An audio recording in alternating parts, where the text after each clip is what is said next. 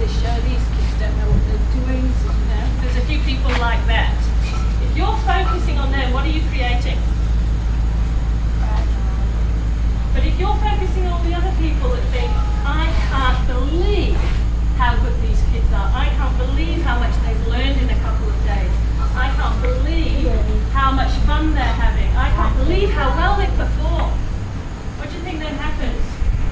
What do you override? What do you create? Do you see how that happens?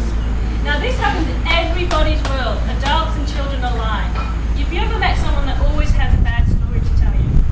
Either gossips about somebody else, or always has something negative to say, or always complains, or always feels angry, or always feels sad? Have you ever met that person? What colour do you think they've got going on? Black. So what colour would you pick for the day? If you wanted to have a colour today, what thoughts would you pick for today?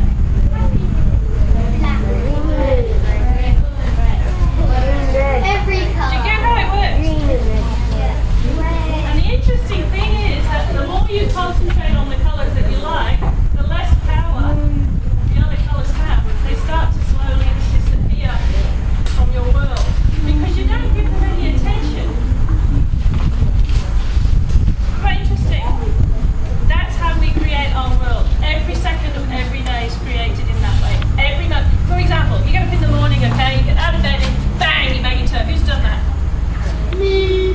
Okay, what's your first thought? Tell me what you think when you bang your toe. Ah. What's your thought? That's a noise. Yow. What's your thought? It's annoying. Maybe it doesn't happen again. It's better be a real one. Yes? You hate it. That really hurt. Really hurt.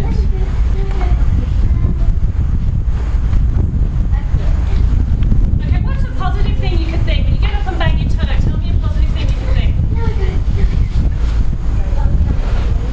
Lucky I'm not bleeding. How about, yeah, go on. I can move on. I'm not going to know when the bed is. That's a good one. Whatever, yeah? Yes? You could ignore it. How about another thing you could say is, thank goodness I've got toes. Thank goodness I've got feet. I've got legs that get me out of bed and get me moving. I'm so grateful that I have a body that moves. I move a bit fast. I could be a bit less clumsy, but I'm so grateful to have these legs that get me moving and get me out the door. See how you can change that experience? The experience, what happens is the same, but how you feel about it is completely different. What thoughts are we using? That is an ugly picture. I'm going to have to practice with my drawing. I can tell you how.